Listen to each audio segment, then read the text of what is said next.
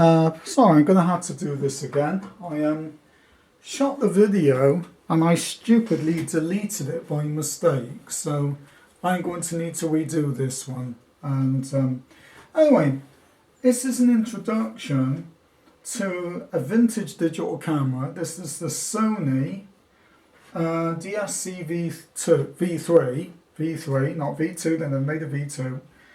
This camera has an all magnesium alloy body, and it also shoots in infrared.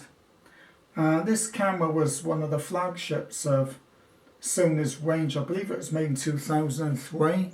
I'm not very good with dates. It has its flash shoe, multiple scene dial and full manual. This also has an 8x zoom, 4x zoom, not 8, 4 times. And the good thing about this camera is it's very smooth. I want to show you. And when you let it go down again, it's very, very smooth operator. Which means that the zoom lenses on these very, very rarely break down, because they don't thump in and thump out like a lot of them. They really have thought this out. When you press this button, you can hear a click. That's switching the IR filter out, so you can do full infrared photography. This does night photography, and it also has a built-in flash, even though I don't really like the built-in flash. And it's even got multiple burst, and that's set on multiple burst because it hasn't got image stabilization. You do need to take a sequence of pictures very steady and get the best one. Not that I'm particularly worried about that. And this particular camera was bought on eBay for £69, and I think it's well worth every penny. It was described as little used, but when I took it out of the box, I'm going to be honest with you, I thought it was new. It's got one small minor paint chip here. It's about half the size of a pinhead. Apart from that, it's brand new, and I'm fussy. I'm what they call Asperger's syndrome, or I call it a fussy Aspie. If something is marked or worn tired, as I call it, I can sort of, wow, that's a load of rubbish. It looks tired, but this doesn't look it. If you have a look, it's got a 2.5-inch screen on the back, and it's running on the compact flash card at the moment. We'll just turn it off. And it's got a jog with it. It's decided, people say they don't like it because it's easy to move. And it's a bug, it's easy to move it, they say, and alter it. I've never had that problem. And they've probably got, it's Americans with bloody fat fingers like that are just so fat they can't operate anything without mucking it up. But if you're like me and got thin hands, you don't have problems with knocking things. This camera is dual media. It means you can use it on compact flash card or memory stick. And I bought a memory stick for it. Also, you can turn the monitor on and off. It has a viewfinder. No diopter control, I'm afraid. But I'm okay once I wear my glasses. And the screen is coated with a reduced glare coating, not completely no glare, but reduced, which means most of the time you can use the screen. So, and lucky you don't get the sun in it all the time like a lot of them. As I say, it's a metal body, and it's also got a metal tripod mount. Now, I'm a great fan of metal tripod mounts. I don't like plastic tripod mounts. Be honest with you, I don't like plastic cameras at all. I bought 2 more little cameras. I bought a Nikon, like this one, it's the same, but it's a Nikon. And I've also bought a Nikon zoom camera, which goes up to 280. That's also magnesium alloy as well. I do love the vintage digital cameras.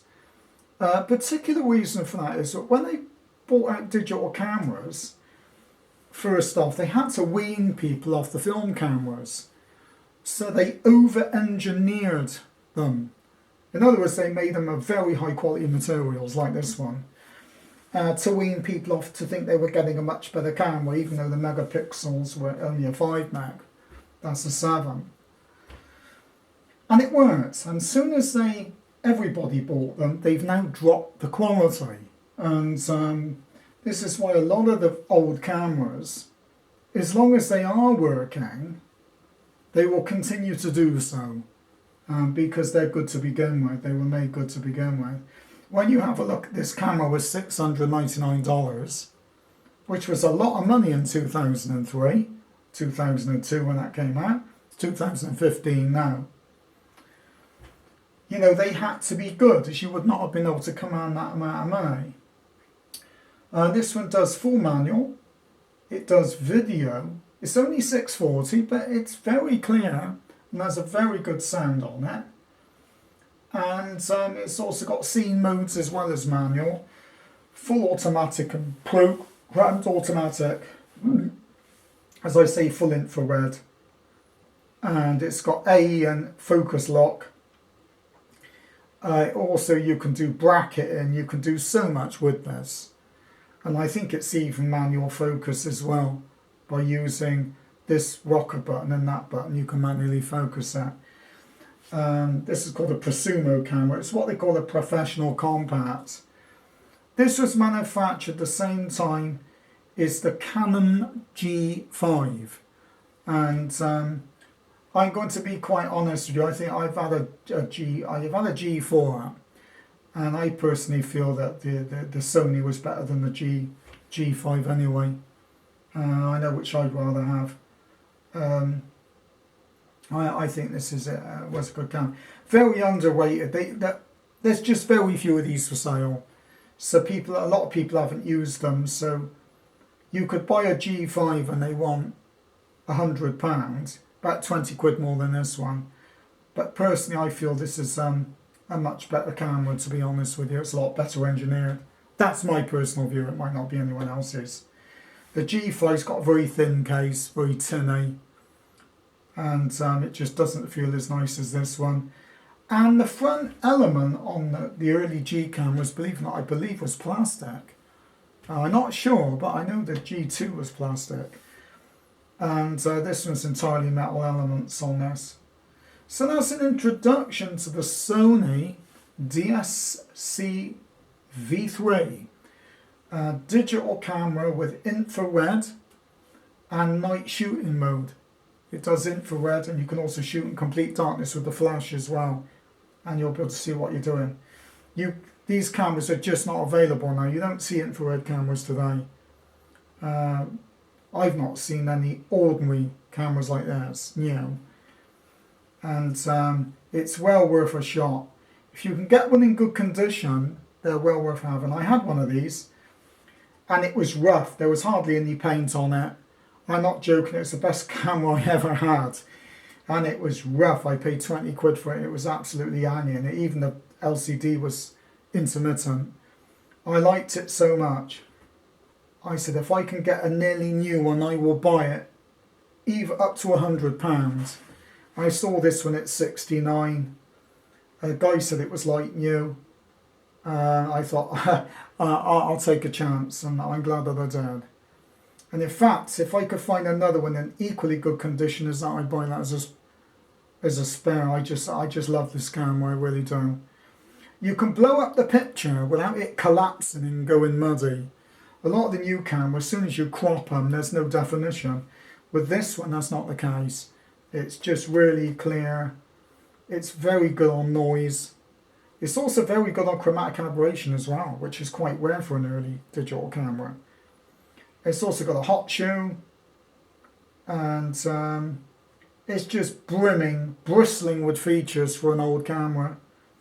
Alright, it's got no image stabilization, but the fun of photography to me is using the camera and doing it properly with a tripod or a monopod, and just being a real photographer rather than the camera does everything and you've got no input.